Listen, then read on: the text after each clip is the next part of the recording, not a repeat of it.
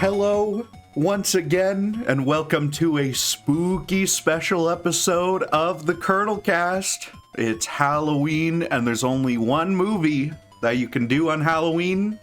It's Halloween. And with me is Hartsy. Yeah, that's right. You know, I'm a bit confused as to why you asked me to watch the Rob Zombie version of Halloween. I didn't particularly enjoy it. Wait, what? It seems like you watched the wrong movie almost every episode, Hartsy, and then you reveal that you in fact did not. I do this fucking bit on every one of your podcasts. It's a tradition. No, this is like a once in a blue moon crossover episode of the podcast because of the next guest you're about to introduce. Yeah, because we also have All Hallows Erich. I met Purple Colonel 15 years ago. I was told there was nothing left, no reason, no conscience, no understanding, and even the most rudimentary sense of life or death, of good or evil, right or wrong. I met this 6-year-old child with this blank, pale, emotionless face and the blackest eyes, the devil's eyes. I spent 8 years trying to reach him and then another 7 trying to keep him locked up because I realized there was no living behind that boy's eyes, was purely and simply evil. That's the perfect way to describe any TF2 YouTuber. So you You know what? True though. That's truer than you know, frankly. Yeah, but the reason I say this is a once in a blue moon crossover is because me and Erich rarely have podcasts together. I think the last time we interacted was the Breaking Bad podcast, and when that ended, God damn, we did Slender Man. Wow, we did the Marble Hornets movie. Yeah. Oh, I guess I forgot about that. Yeah, well, it was a very forgettable movie, so I don't blame you. Having memory problems for a Marble Hornets podcast couldn't happen. Yeah, good thing we got it on tape, or I would have forgotten too. It would have been lost to time. Would you say this movie is spookier and higher quality than that Marble Hornets movie? Absolutely, sure. Yeah. I think I'm not even the biggest fan of this movie, and it's far and away better than. Was it still watching or always watching a Marble Hornets story, just like Rogue One? Yeah, got a great title.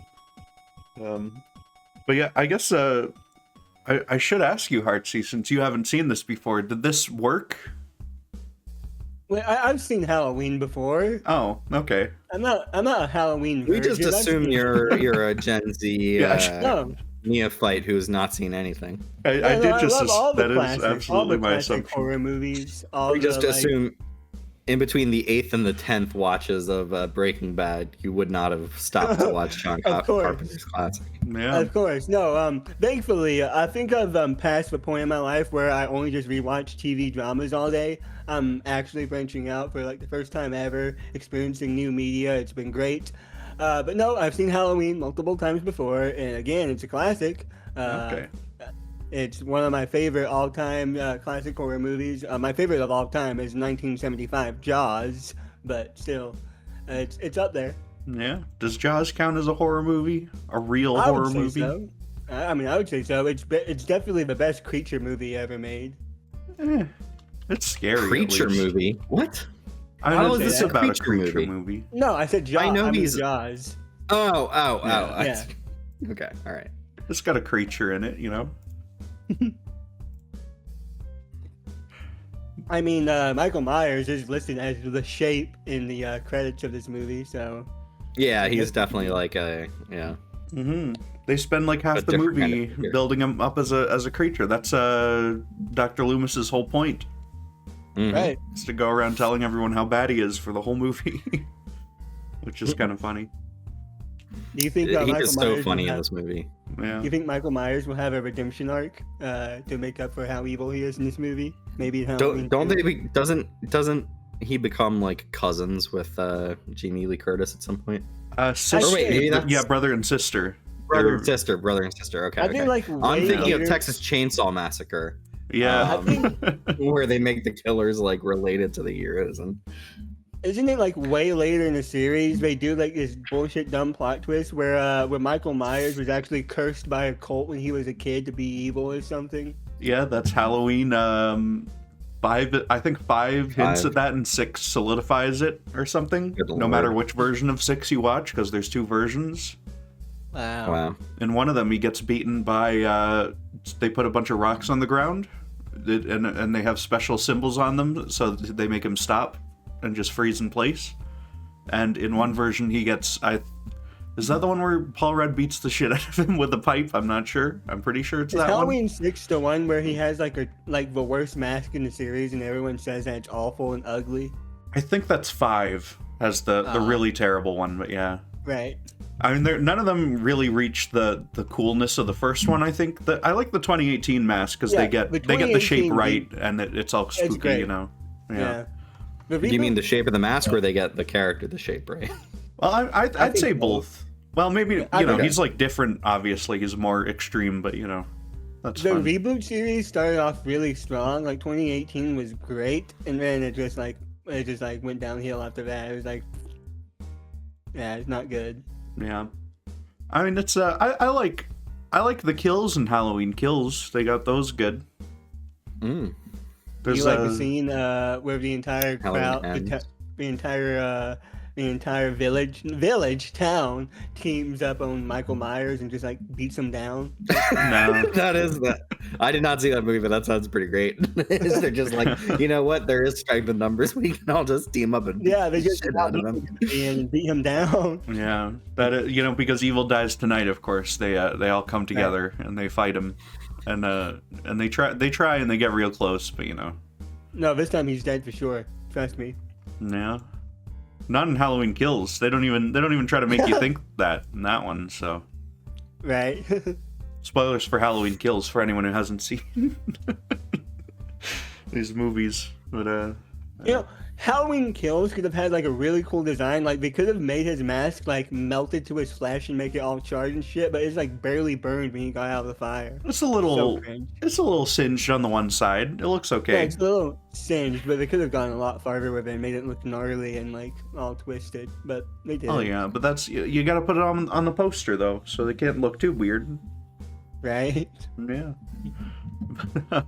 But I guess like this first one, I mean, it's so simple. It is. I mean, it's the like basic slasher format, which is kind of it had been done sort of. There's like Black Christmas was an inspiration for this. Texas Chainsaw has some stuff, But it's so like you spend the first half of the movie setting up the characters and stuff, and then the second half they die.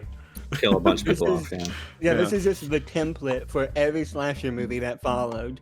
Like, watching this movie, you will see every single cliche that every single modern slasher movie still has by watching this movie. You'll see every single one of those cliches. Well, the thing that sets this movie apart is that it takes place in a suburb, right? Like, movies before this and slasher movies specifically did not really go into the homes of the people.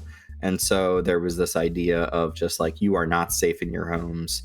Anyone can break in and kill you, and it's going to be violent and terrible.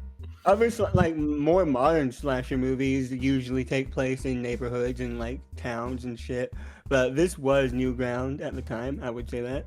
Yeah, I mean, Black Christmas, it's all in like one sorority house or whatever, and the guy's like in the attic or something. A college town or like a college is different from a suburb. Like, most of the people seeing the movie will probably be living in a suburb, so it's like directly where you live being attacked. Yeah, and it's I mean, it's like he's like he's sort of built up as like a. They're in a hotel. So it's like, and it's in the middle of nowhere. Yeah. I mean, I guess Nightmare on Elm Street technically takes place in a suburb, but like that's from the 80s though. That's after this. Yeah. And I mean, that's all based on this and stuff anyway, too. Right. Yeah, I guess, I mean, it is extra creepy, compared to just having it set like wherever, I guess. Because like, I mean, there's something creepy about being like in like a spooky old hotel on the side of the highway or whatever, that's all neat in its own way. Mm-hmm. But this makes it more personal. This is after Texas Chainsaw, right? I think, yeah, because that would have been 75, so. Okay. Yeah. I'm not sure how, like if John Carpenter had seen that one in particular, but, like, yeah, there is, a lot of similarities. So Right. So No. Carpenter never came back for any of these movies. He's done the score for some of them, right? he did the score for the newest ones, and he came back for the second one to write it, I think. Okay, he wrote it. Yeah. Under contract or something, and that's why he put stupid shit in there, like they them being forced related. him, yeah. I think 2 is okay. Maybe that's, a lot of that's probably because it's written by him. It looks very similar. It takes place on the same night. There's a lot of cool I like stuff. 2 a lot. I really like 3. I think 3 is so much fun because of how crazily different it is. It's just like they completely divorce it from Michael Myers and Loomis and all that stuff, and it's just a batty, weird mystery thing. I like that Halloween 3 doesn't shy away from just killing off a bunch of kid characters, because like Michael, like in the rest of the actual Michael Myers Halloween movies, he rarely attacks like young children. In Halloween 3, kids are just dying. Like, it's crazy. That one did have John Carpenter was on it as producer, and I want to say he did like uncredited rewrites or something on the script too. I'm not sure. On 3? Yeah, because that was his idea to have it like go into a anthology direction, because this Michael Myers character is not. There's not going to be more mileage in this character, and you might as well. And yet they made like 10 more movies with him. Yeah, and arguably, I mean, they proved that there's not much more mileage for the character. So yeah, they proved him right. Yeah, but he gets a check. 3, 4, I know. 5, So 6, 7, 8. There is exactly 10 movies after Halloween 3. Yeah, that's crazy. I just kind of like guessed. That's a lot. There's 13, But, I just hate when beloved horror franchises are just stretched beyond the capacity. That's why my favorite horror franchise is Saw. Yeah, the perfect amount of story. They know exactly when to roll the tape back and be like, actually, in between these 2 entries, there was a third bit there that we didn't tell you before. Nothing weird or forced or ridiculous going on in those movies, What's Straight Jigsaw's shooting. name? John Kramer. John Kramer's phone bill has yet to be paid, so the phone company is coming for him. His Verizon overcharged him, so he kidnapped the CEO, and now it's his game. Yeah, Would you like to play a game? That's the thing he does in those movies, right? Like where he'll kidnap people over like petty grievances, and then like kind of post hoc come up with a good reason why they deserve to be there. Yeah. You cut me off in traffic. Now you will also be cut off. Halloween 6 was about not Halloween. Saw 6 was about him torturing the healthcare CEO who denied. Now that one is awesome. I like that one. That one is great. Yeah. Just like Luigi, that's a classic motive. That'll start showing up in movies soon. Yeah.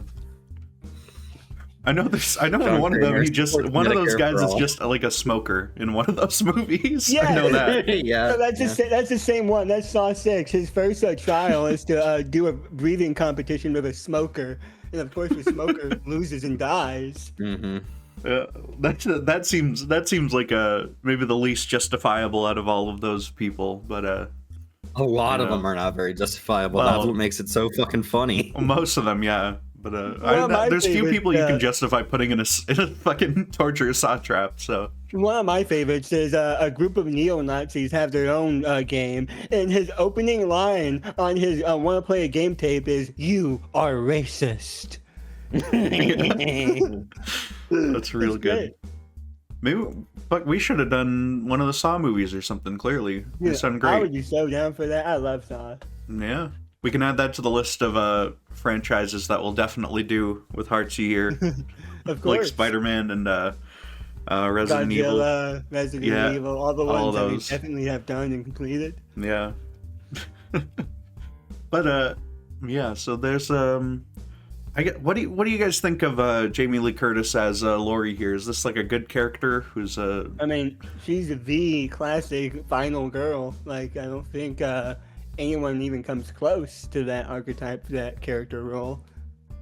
Yeah, I mean, pretty much.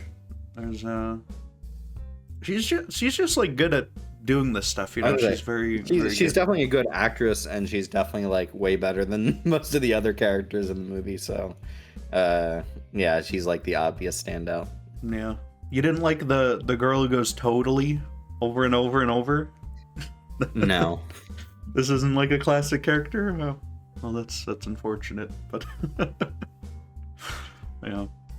There are some weak points, you know. I think it's a very, very good movie, but it's just it's sort of one of those ones where like some of the stupid stuff kind of becomes part of the charm, I think. And I just end up enjoying it, you know, in spite of or maybe even because of some of those things. So Like Michael dressing up as a ghost, wearing the boyfriend's glasses before killing the totally girl. yeah, he likes to have fun with it, you know. Yeah. He's been doing it all night. You got to mix it up a little.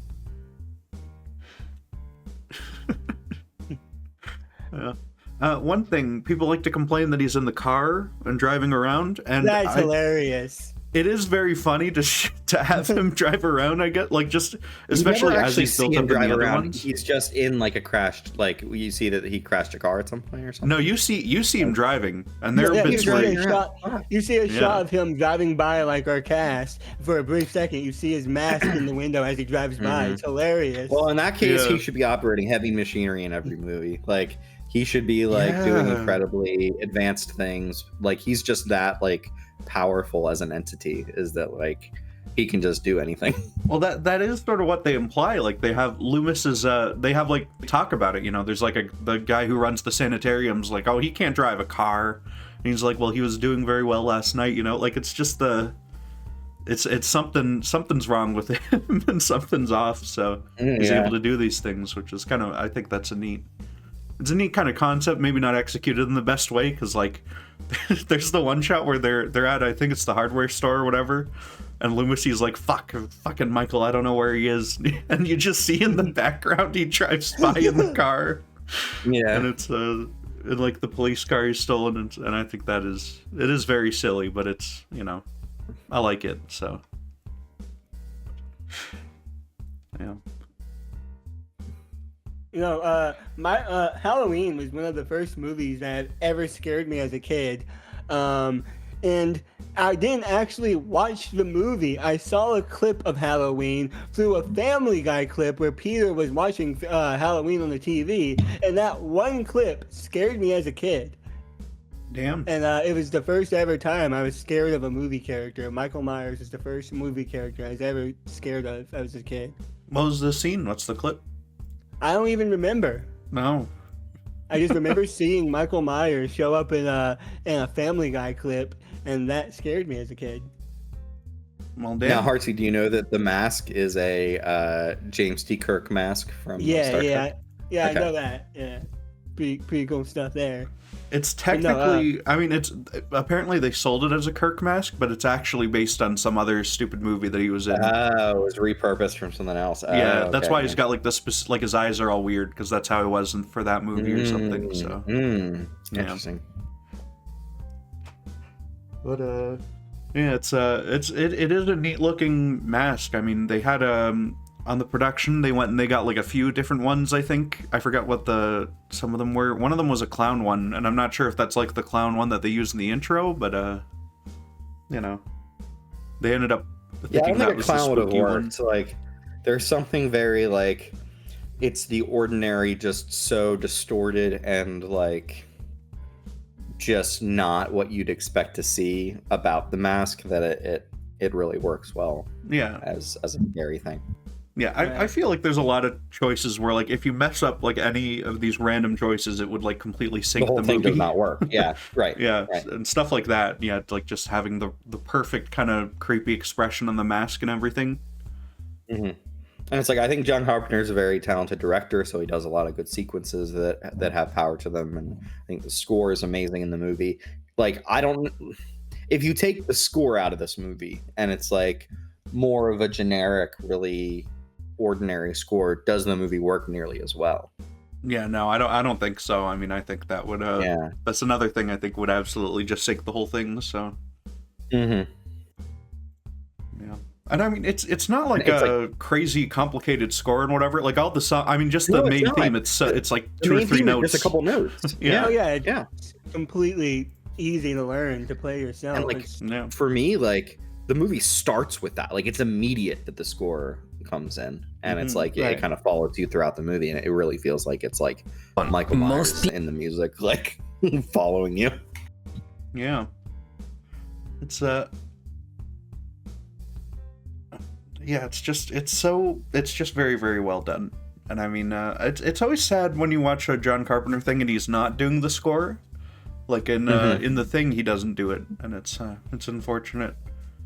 They got like, I want to say they got like Sergio Actually, Leone or someone to do it, but they just Yeah, told I him think to do Sergio like a Leone. John Carpenter score. So it's very weird.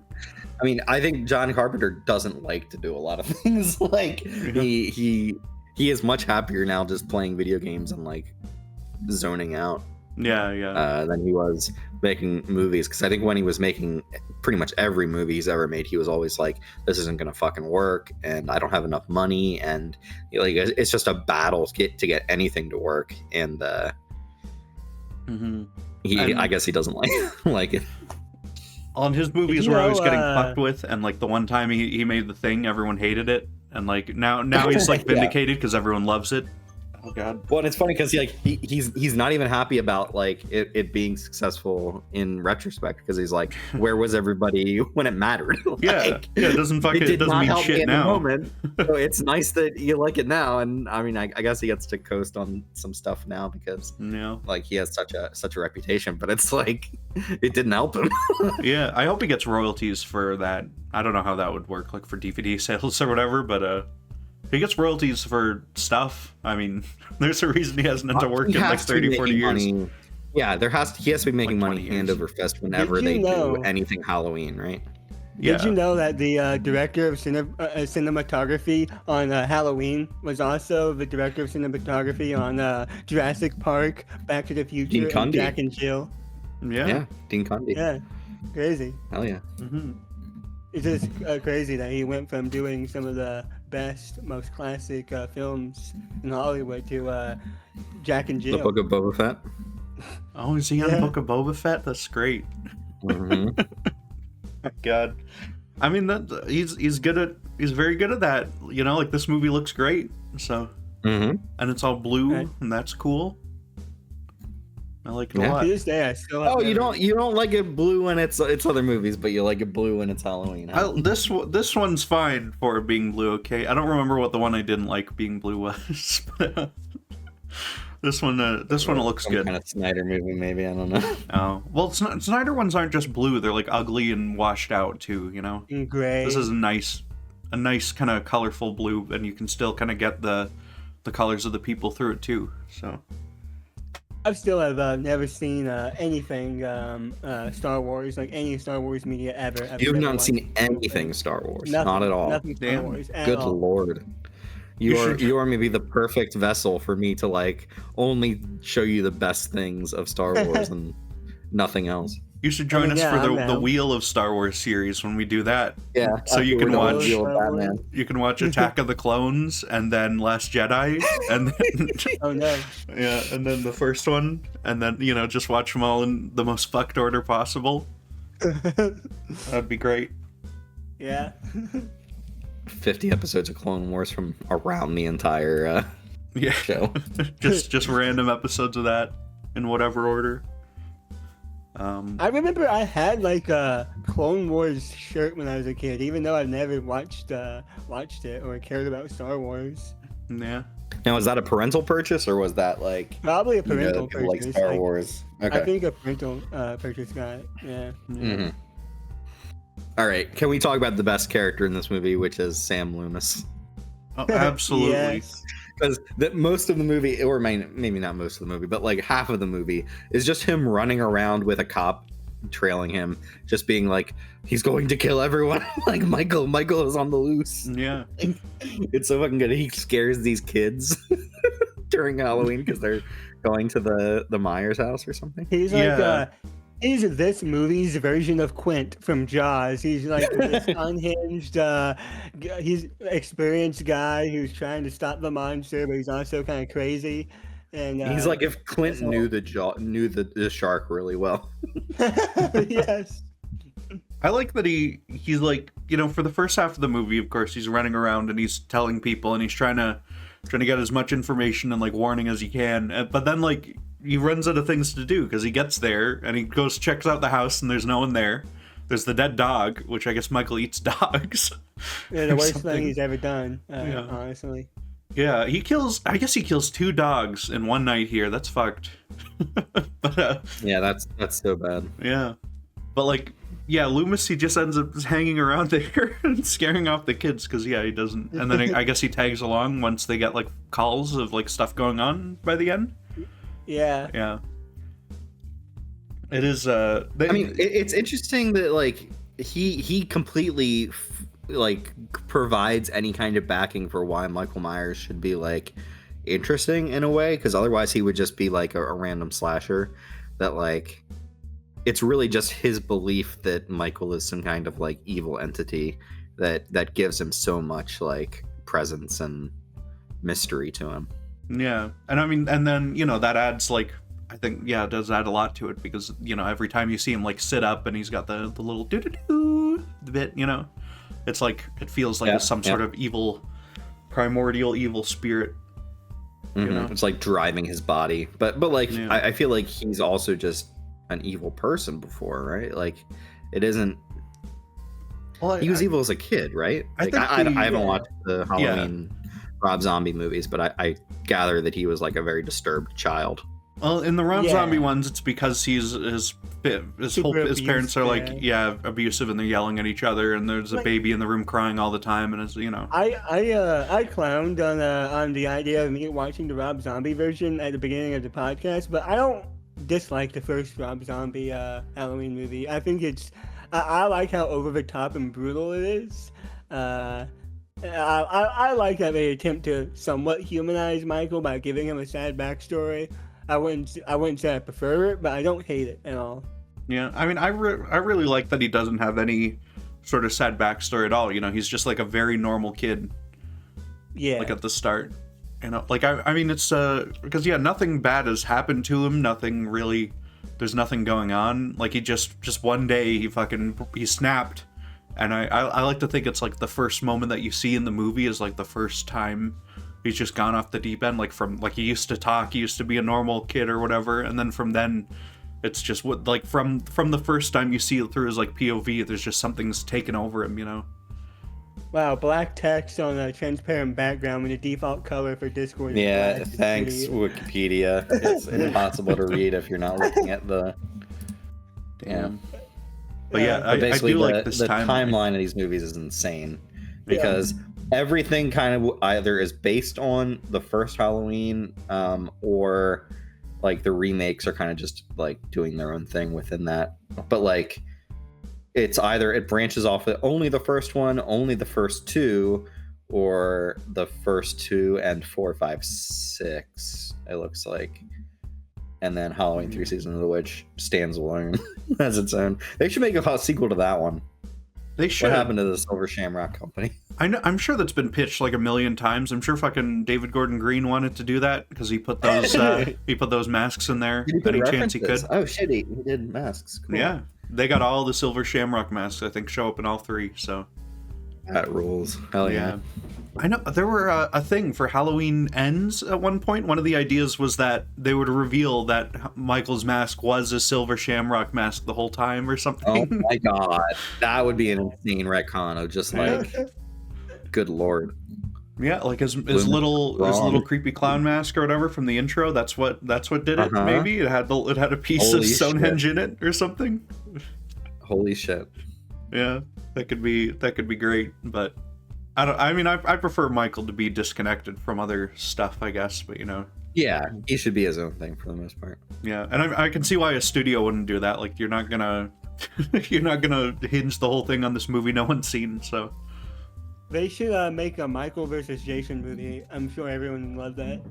They should, you know. I mean, they're not they're not really characters. Like neither of them could. For Freddy vs. Jason, you can have at least Freddy is like playing on it. You know, who won in Freddy vs. Jason?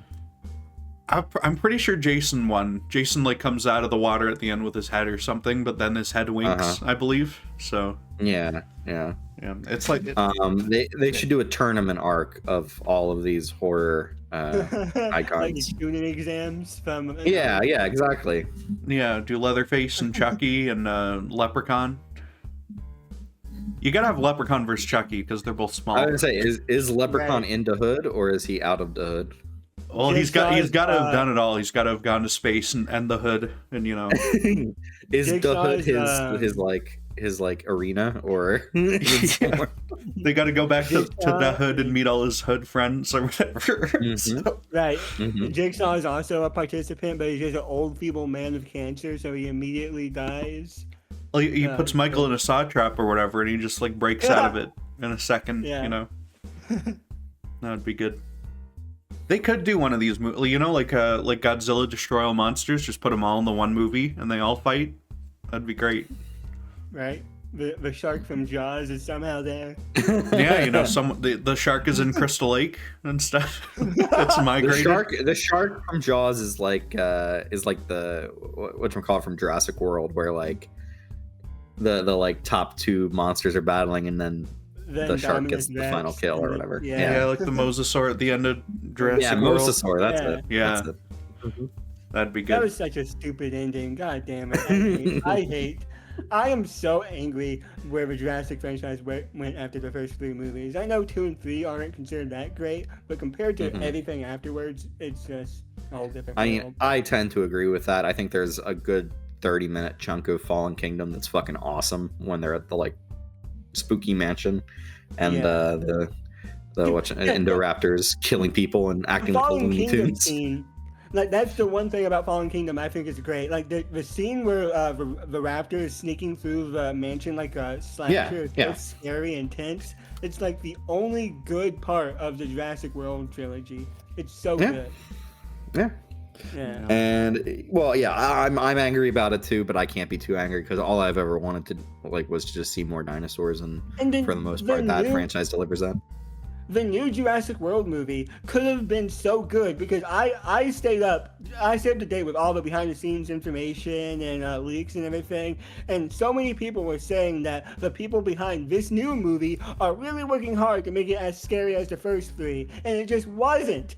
It didn't recapture. No, it really wasn't at all. Movies. The thing about the most recent movie is that it was a last-minute project. Universal realized they did not have anything for this year, and they rushed it into production.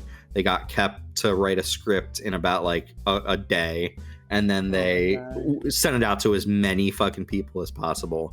And it's like a lot of people just refused it outright. And yeah, I mean, I think for all things considered, Gareth Edwards made a very good-looking movie. Like, it's for the most part pretty good-looking, but like, there's really nothing to it, and it really feels like such a low-effort production.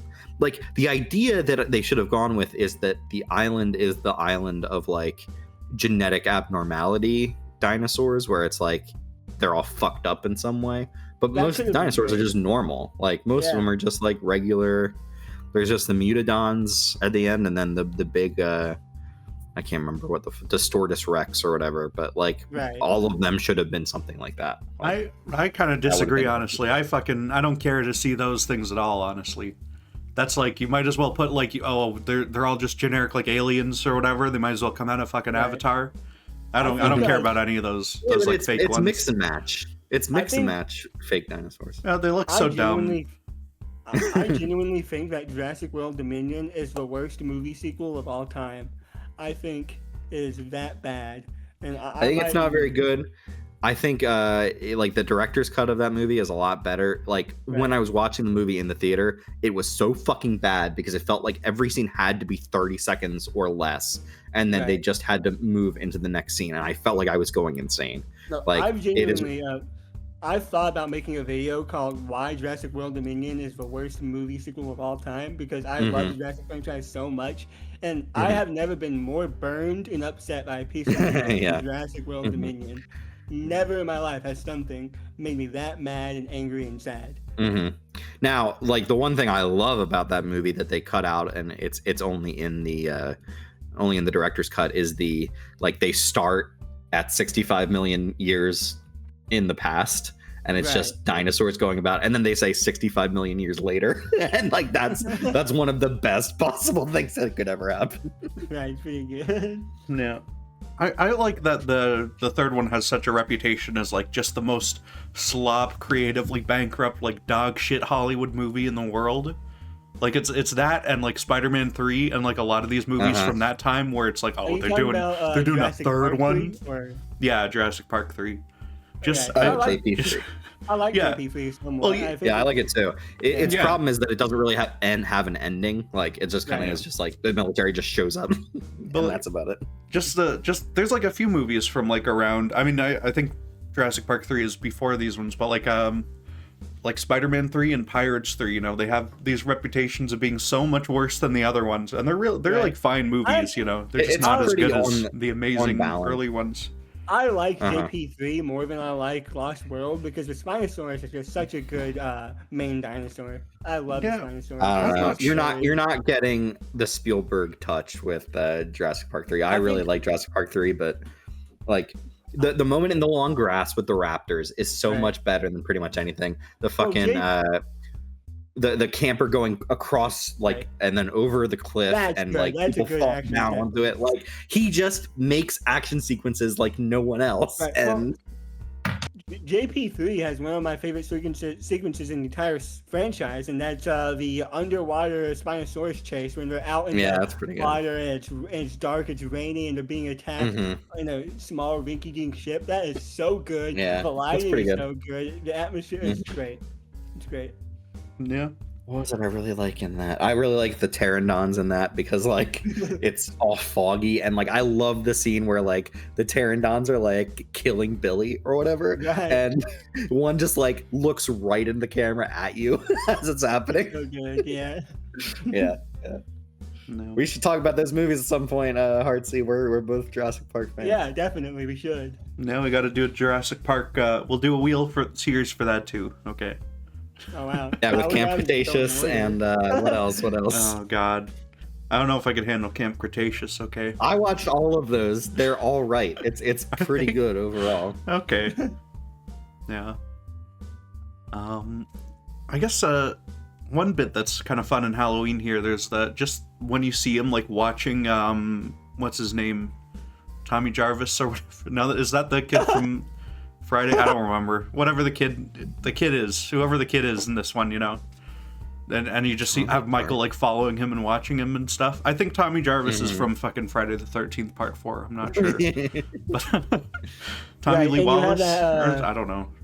You have the classic scene where an excited kid runs into Michael and he puts his hand on his shoulder and it's like a fake out, like, oh my god, what's he gonna do to the kid? And then he walks off. And they repeat that exact same fake out scene like dozens of times throughout the series. It's great.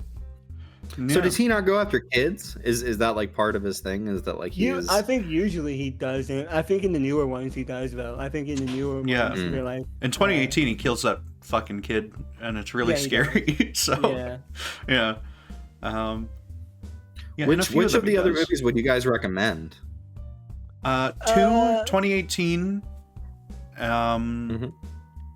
Maybe just those. That's about it. I don't know. Yeah. Because there's really the rest of them just aren't very good. I got people like H2O quite a bit, but it's very 90s. Halloween Ends is the one where a random kid decides to become a killer, just like Michael, right? And then there's two killers on the loose. Yeah, that's like David Gordon Green got sick of the concept and he just didn't want to do it anymore. So he made like this indie romance drama with where one of them is a serial killer and they're playing like this fucking shitty music and while he's riding around on a motorcycle with her. Oh my god, it's so stupid. It's retarded. And the copycat murderer is just this kid who idolizes Michael. And I think there's a scene where he's seeking out Michael and trying to befriend him and become his protege or something. And he just gets killed. I was gonna say he would just get killed by Michael. Yeah, it's retarded. it's kind of they're trying to do something interesting with it, where he's like, it's like a cycle of violence thing. He's getting bullied, you know, and he goes and he kills all his bullies at the end, and it's just but it's so weird because Michael is, after the last one, he just went and lived in a sewer. So there's lots of scenes where this kid, he brings people to the sewer for him to kill or whatever. And it's like, it's what the fuck? It's so stupid. Is Michael like not? Is he like hurt or something? Like why is he? He just goes and lives in like a storm drain. I think it's like implied that he's a little hurt or something. And then at the end of that, Jamie Lee Curtis's teenage granddaughter breaks Michael's arm just with her raw strength. So. Whoa! What the fuck? Yeah, and there's not like something she can do or whatever. She just does it in the final battle at the end of it, you know. Because of course they can't have.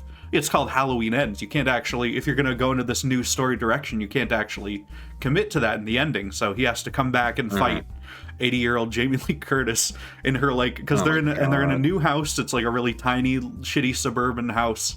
But it's like, it's way more cramped than any of the ones in the original movie here or whatever. So it's just this tiny mini kitchen, and she gets him down on the kitchen island, and then her granddaughter breaks his arm. So what the fuck? This sounds weird. It's really awful. Really weird. Yeah, it's not like a horrible movie. I think like there is. I think if you made this indie romance drama thing, I just hate the copycat teen killer plotline. It's so stupid, and that's like a majority of the movie is spent on that plotline. It's sort of good. I mean, it's sort of a similar idea to the Rob Zombie one, where it is like, oh, how could like some normal kid go and turn into this sort of thing, you know? Which I don't think that's ever been a strength of like the Halloween idea or whatever, is like, oh, how could a person become this? The idea is like, because I like that he's just pure evil at the start or whatever, but you know, it's kind of neat in its own weird way, but it's not like a good movie, and it's sort of hamstrung by the fact that it is like the last one, and also they should have built him up, you know, like they should have had this character in the other two, and they just didn't. Well, I was gonna say, it seems like something that you should be like building into how you're constructing your entire trilogy or whatever. Yeah, because you're following one group of characters as the end of this thing. The whole intro scene is set on the same night as the first two and stuff, you know, and it gives like a whole intro where like this guy it's a fantastic intro actually. I like because it's on Halloween night, everyone knows Michael Myers is out there killing people and stuff, and this guy is babysitting this like little kid and stuff, you know. And so he gets all scared, and he like freaks himself out because one of the doors is like left open, like the back door or something. And he just he freaks himself out so much, and then he goes upstairs into a room and like locks it behind himself, and then he like kicks it open, and he accidentally kicks it into like the kid, and the kid falls down like 3 flights of stairs and dies. And God damn. It's a fantastic opening and stuff, and just like as its own like kind of Halloween themed like short film, and just like what the fear of this whole event has done to the town and everything is really cool. But it is, the rest of that movie is not great, so really 1, 2, and 2018 are the only 3 you should watch. Yeah, I mean, I'd watch Ends, and then if you watch Ends, you gotta watch Kills too, though, so I don't know. I'd watch Ends just because it's weird and like interesting, so yeah. I mean, I also do like the first Rob Zombie movie, but like it's very out there. Yeah, maybe I'll rewatch that last trilogy that they did, you know, because usually I just watch Halloween on Halloween Day, but now I can't do that. I mean, I could, but I don't want to. So yeah. I'll probably watch the second one, and then maybe I'll try out the new trilogy. Yeah, 2 is pretty good. 2 is like just like the best straightforward sequel. I like the idea of the town rising up against Michael Myers. Well, don't worry. They do it as badly as they possibly can. Don't worry about that. Ah, shit. Okay. They kill. It's dumb. They get it. It's about like how the people are manipulated by the media, or whatever. Okay. And so there's like this other guy who was in the sanitarium and like broke out at the same time as Michael, and they all like gang up and go kill him because like people have misidentified him as Michael Myers. And they make him like jump off a hospital or something and kill himself. Wow. And there's a in some of the interviews, Jamie Lee Curtis was talking about the inspiration, and she was like, "Yeah, so we were really inspired by like the Black Lives Matter movement and stuff." And then you watch the movie, and this crowd of people are like the most unhinged, like lunatics over the stuff they've seen, and it's like, maybe it was not the comparison you want to use. That sounds interesting conceptually. I'm sure that like even if it comes from a bad place politically, even that can be interesting. I don't think it. I don't think it does. Like, I don't think it's like a secret, like Trump movie about how the Black Lives Matter movement is crazy or whatever. I think she just like messed up in an interview or something. Had a crazy idea. Yeah. But it's just a funny clip, and to have her say that and then compare it to how it's in the movie. But I don't know. I feel like there's going to be a lot of movies from this era that we'll look back on and be like, yeah, that's what those times were like. Like this is what. This is what it was like to live in the 2010s, 2020s. Like one battle after another. Yeah, kinda. Exactly like that. Yeah. And Eddington. Yeah. And we're gonna look back on the 2020s movies and think about how good the 2020s were as a time to live and live. Mm-hmm. Yeah. And of course, in Halloween Ends, they're all wearing masks and stuff because it's COVID. Oh. which is not. They don't really go into it too much, but it feels like they should just maybe ignore that. Michael Myers should be wearing a mask over his mask. They should, yeah. They should make that would be so fucking funny. That's when they do Scary Movie again. They got to do that. Yeah. They should. Yeah, Michael Myers. Michael Myers says says 6 feet and has somebody like move further away from him, and then he throws a knife at them. Right. They should make a slasher movie where the killer is like a metaphor for a viral illness. That'd be great. I think they've done a lot of those, probably. Have they? Yeah, I think there was a movie called Sick that was about COVID. Like they've certainly done. There's like stuff. I mean, every zombie movie is basically kind of that. A lot of them, anyway. Quarantine's good. Contagion. Or Quarantine I think you're talking about Contagion, but maybe there is a movie called Quarantine that's good. Oh no, it's Quarantine is the American remake of Wreck, I think. Is what it is. Oh, okay. Wreck is really good. Yeah. Quarantine's like fine, I think. I think I watched both. Okay. Are you allowed to joke about COVID on YouTube without getting demonetized and deleted and muted anymore? Yeah. I think so. Finally. I mean, it's a lot of funny stuff did happen. You know, the toilet paper bit was fun. Yeah. People scamming each other for hand sanitizer. I'm a big fan of the severe social stunting that happened because we were locked inside for 3 years, 2 years. It's gonna make your competition very very in your favor, Hartsy, because people are not gonna have any kind of riz. Yeah. It is, I feel like the full ramifications probably, and also whatever the long COVID thing is, whatever that is. I feel like a lot of people had COVID and then also get headaches and stuff, and they blame it on long COVID. But right. I mean, there is like, clearly it's affecting.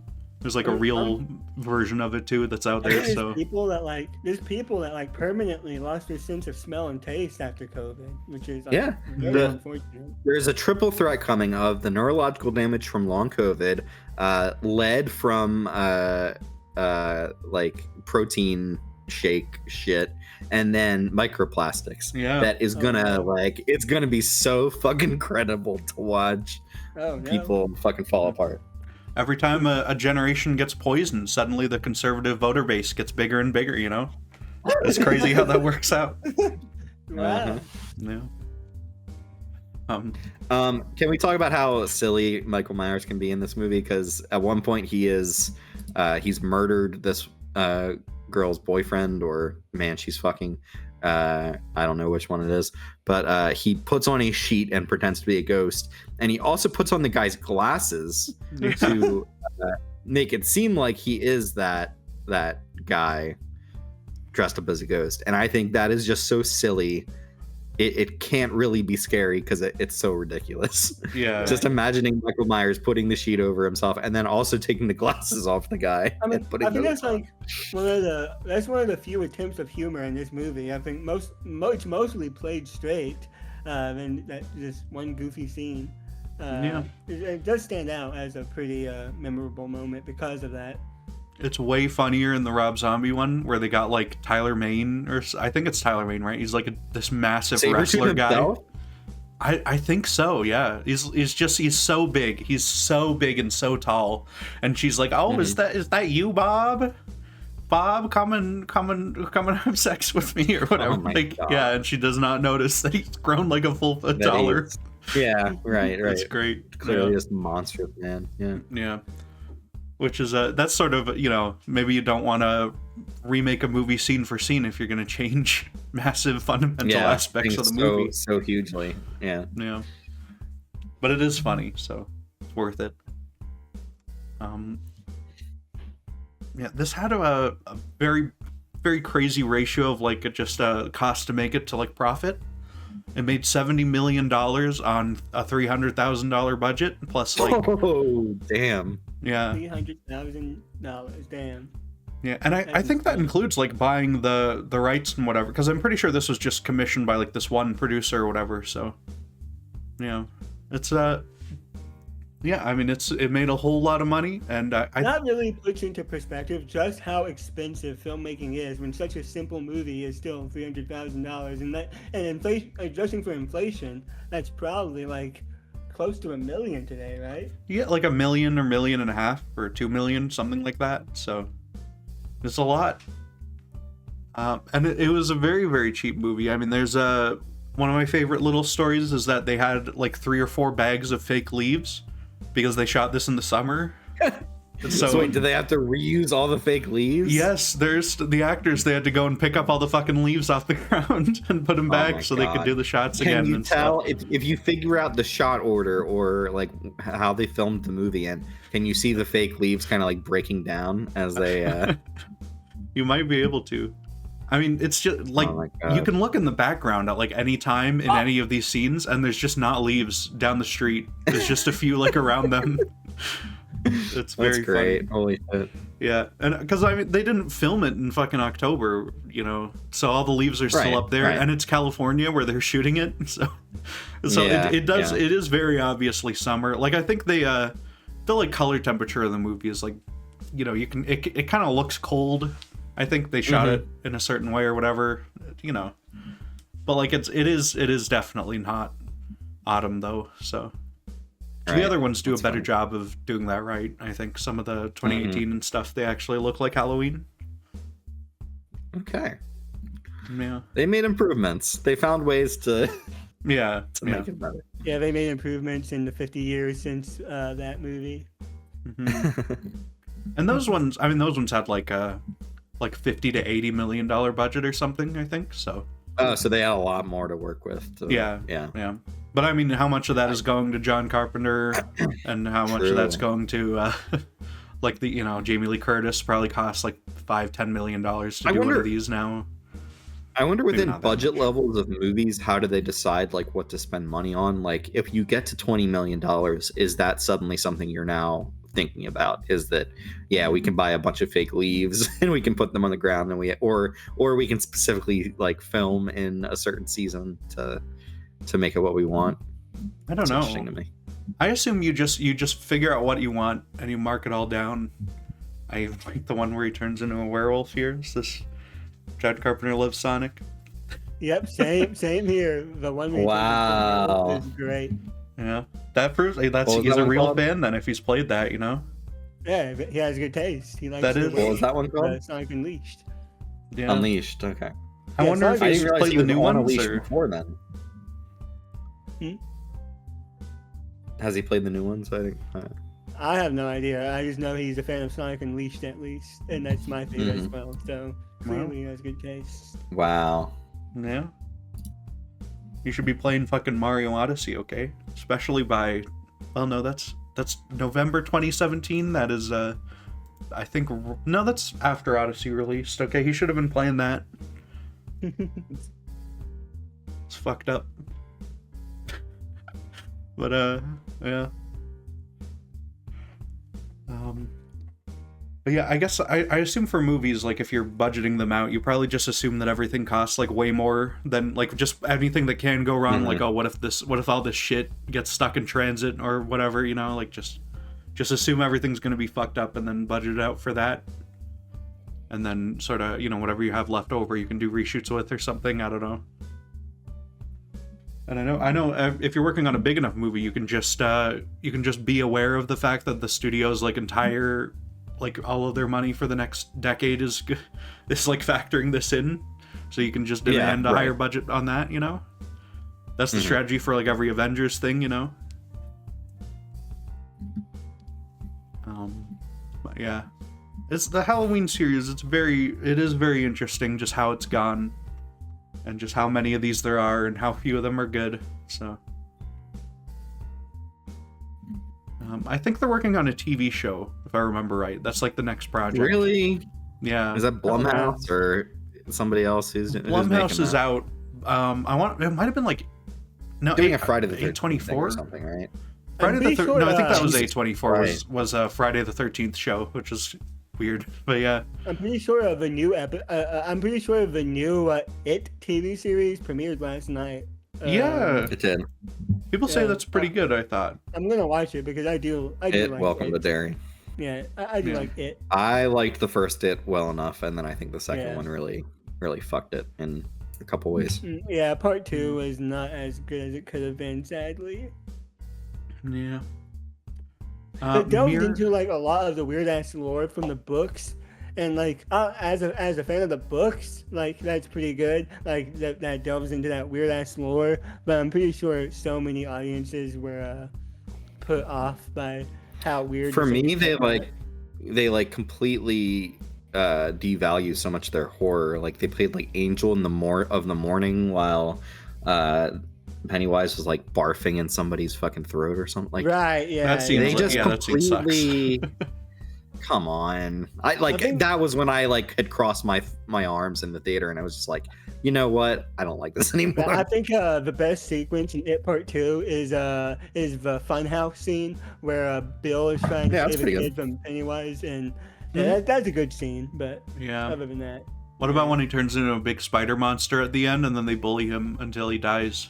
That's from the book. That's I know, but those books, Stephen King does not know what he's doing. Okay, he's not good at that. You got to change the ending when you're doing one of those. Yeah. Like his eyes should have gone like cross. He should have gone cross-eyed when they were bullying him. Like everyone says Stephen King's endings always suck, and them bullying Pennywise to death. They didn't do the kid orgy, did they? No, they didn't do that.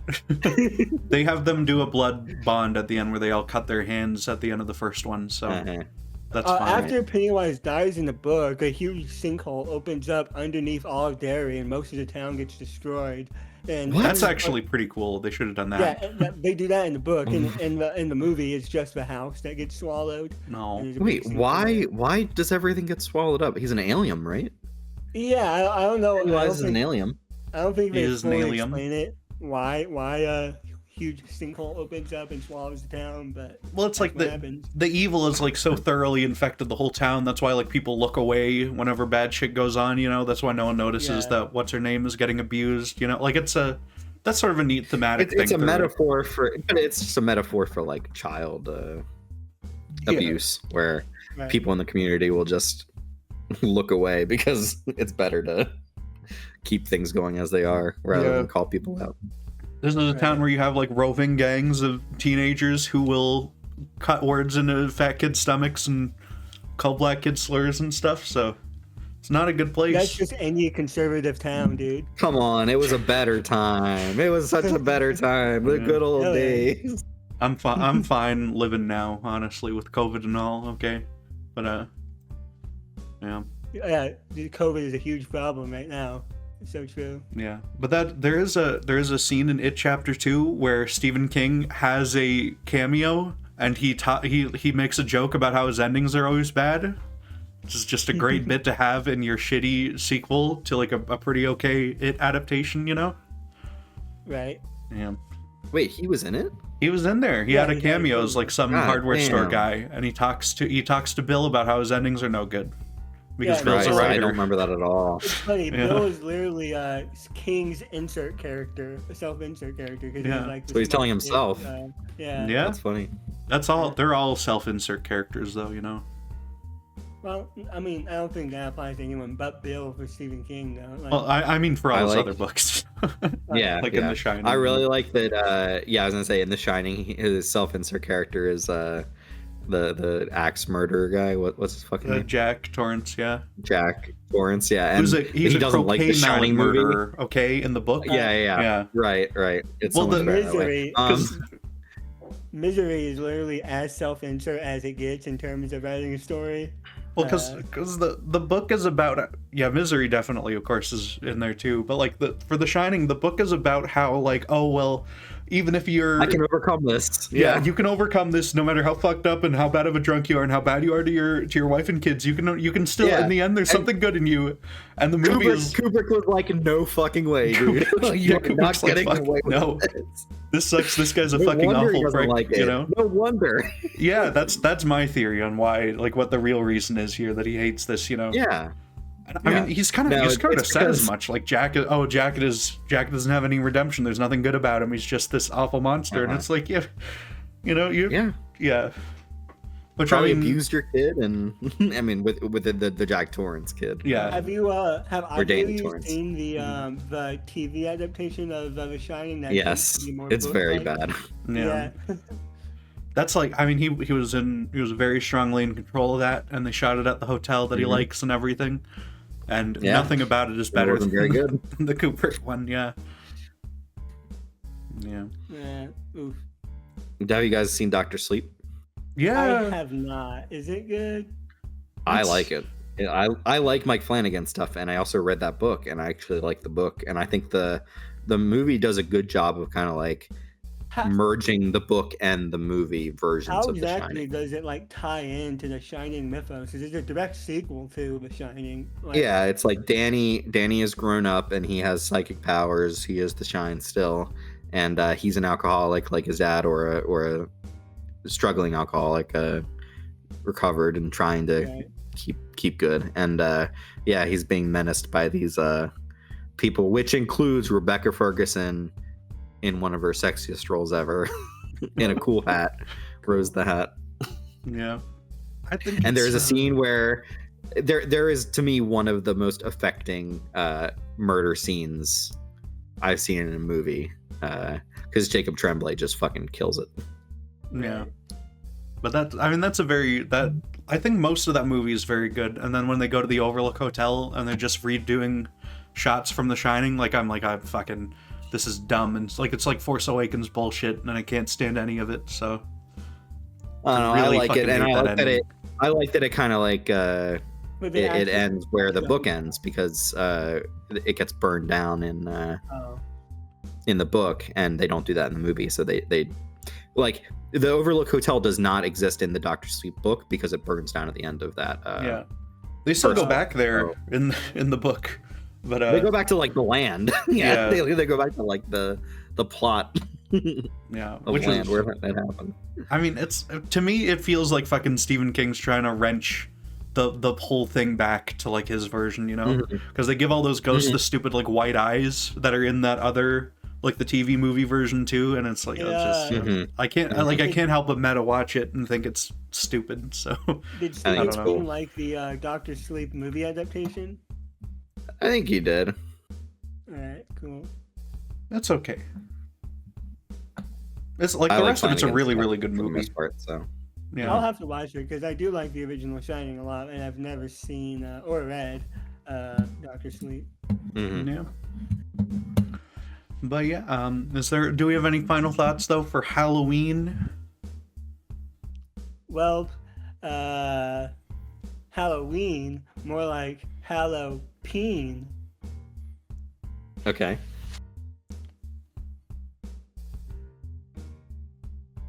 What does that mean? I have no idea. Yeah. All right. Good stuff. Goodbye, everyone.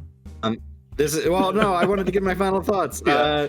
This is a good movie that I don't entirely love. Just because I don't like slashers all that much. I like more sci-fi kind of horror movies, or more like supernatural kind of horror movies.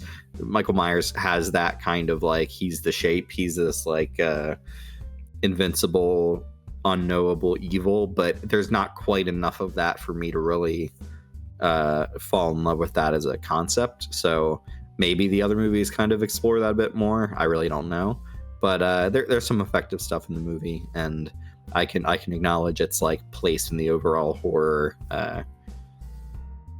milieu. So yeah, it's a good movie. Definitely check it out. Yeah, some of the other ones try to, but none of them do it well, I think. I mean, I think the 2018 and Kills do okay. There's a lot of good ideas in Kills and stuff, but you know, he goes back to the house, to the Myers house, because he's got like some weird obsession with it.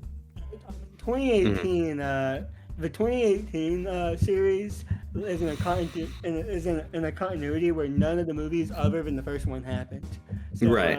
I think that's pretty interesting, and I like that. Yeah, well, I like that they do that like a lot with the series. Like they've done it multiple times, as we can see from the fucking subway train map that they have for the timeline here. Yeah. But yeah, it's I mean, there's a lot of I think some other series do that. I mean, it's more common now, I think, to just go back, especially with these horror series. I really think that there's a lot of potential for a Saw reboot, because it is my favorite horror franchise of all time. If they rebooted it and had like a clear vision of the story going forward from the start, because that's the main problem with Saw as a franchise. They didn't intend on it ever being a long running franchise, so they just made shit up as it goes. If they start now with the intention of having a long-winded story, they could make something good out of it, I think. Yeah. Well, Tobin Bell is 83, so I feel like that series is going to come to a halt very, very soon. Ugh. But, or maybe they'll keep it going. Who knows? Maybe he could give him his likeness, like what's his name? Like James Earl Jones did, you know? Give them his like voice license and stuff to just have him in it forever. That'd be they can bring him back with AI for infinite sequels to that, you know? Right. I saw a movie. What, I don't remember what this was called. It's a stupid movie where they're in a it's about two girls who get stuck in a pool, like a swimming pool, because they're just in the pool, and then someone closes the pool cover, and Tobin Bell is like in it, and he's like walking around in the pool place, and he's like comedically doesn't hear them crying out for whatever. Whoa. What and is one of this? I think it's called 12 Feet Deep, originally titled The Deep End. It's very, very low budget and it's not great. the pool horror movie subgenre Yeah. that recently just got added to with Night Swim or whatever. Oh, I haven't seen that. But It's with Wyatt Russell. okay. Have you ever seen the movie Ghost Shark, about an apparition shark who can appear in any body of water, including pools and like bathtubs? No, that sounds awesome. Oh yeah, it's great. I've heard of Shark Holy Exorcist, Whoa. which is it's like it was on a Red Letter Media thing, and they said it was like a evil fetish movie or something about women getting seizures and rolling around in the dirt or something. So I don't know. I don't remember the details. You guys ever hear of the Velocipaster? The what? No. Velocipaster. No, I haven't. Oh my god. That sounds pretty good though. Oh, I'm looking at a screenshot, and they gave him he's like in one of those inflatable suits, it looks like, almost. That's great. Wow. I saw As a man of the claw rather than a man of the cloth. Yeah. that's pretty good. I saw this movie that was like a Loch Ness Monster thing, and everyone in it it had like a whole like Russian cast or something, and it just had the worst CGI I've ever seen. Well, and at they a should certain make point, more horror movies about cryptids. They Like, should, imagine yeah, but they gotta be good. Budget, like well-produced Bigfoot horror movie. I think Yeah. that'd be kinda cool. In this Loch Ness Monster one, at some point, there's a Loch Ness Monster, like, xenomorph that starts chasing them around the submarine. I don't know Whoa. why. Is the It CGI was- still terrible? It's really, really terrible. But, you know, it's not a good movie. But, it was interesting, I guess. I don't know. Very bad. But yeah, I guess that's probably about it for our rambling Halloween retrospective. You know, I mean, it is a very simple movie, so but it's sort of almost more interesting, yeah, and some of the stuff it inspired and things like that. So, you know, but I think it's very good, and if they do more, I hope they're good. Apparently, Miramax got the TV rights, so we'll see. I don't know if Miramax does good stuff or whatever. That used to be Weinstein Pictures, right? or is that something else? Just as good as the Child's Play TV series. Yeah, I've heard that one's very good, actually, or pretty good. I heard it started good, but then dropped off. But maybe I'm wrong. Yeah, I think didn't he went to the White House in that or something? I think. I don't know. But man, if only we had a slasher in the White House today. Just kidding. Just kidding. Just kidding. It's yeah. Thank you guys very much for watching. Goodbye. Bye bye. Finally, I can go back to smelling glue all day. Well, Hartsy, wait. Well, before we go, Hartsy, do you have anything to plug for the end of the show here? Oh, shit, we're still recording. Yeah. Yeah, I actually do have a YouTube channel that I just recently uploaded to for the first time in 3 years. Yeah. We got brand new Hartsy videos coming. It's fantastic. It's a new era. It's a good time to be alive.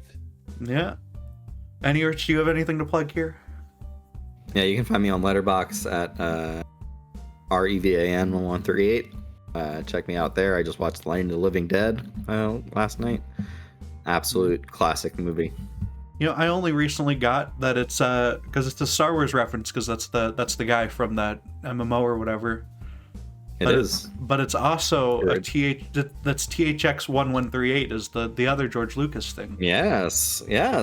Oh, you're learning on your own. Yeah. About Star Wars. Why didn't you include a Red Tails reference in your username? Oh man, you're right. Yeah. You know what's funny? The Tuskegee Airmen. Yeah. Purple told both me and Erich today that we'd be recording at 2, but he failed to specify which 2 he meant. Yeah. So we were both waiting for hours, waiting for him to message us and say it's time to record. Big blunder on his part. Yeah. I painted my entire deck in the time it took to. But now I know that 2 p.m. is the same time for you guys, apparently, so it actually works out, kind of. But yeah. So, but now you guys can figure out which time zone I'm in based on when I think 2 p.m. is. So, yeah. Usually I do the Discord time converter website, but I forgot. Which I'm very sorry about. I memorize all time zones. You can tell me like any place in the world right now, and I can tell you what time it is there. London, right now. It is currently 10:14 p.m. No. Well, 11, it's not. 14? No. No, you're lying to me. It's You're lying to me. 9:15. Okay. That's what it No, says. you're lying to me. It's 5 hours. It's 4 hours. It's 4 hours away. I googled it. It says 9:15. Damn. Yeah. But yeah, thank you guys for Goodbye. watching. Goodbye. See ya. Wait, All right. Hartsy, apparently we've just learned, okay? Apparently the time zone changed yesterday as of our recording of this, so you would have been right. 1 day off. I would have been right. I do know my time zones. I just didn't know that yesterday was daylight saving, so sorry. But you were wrong I'm not a though. dumbass. So you should know the daylight savings time for every country in the whole world. Purple Yeah. did this just to mog you. Yeah. He did. Wow. Goodbye. Bye bye. Time mogged. Time mugged.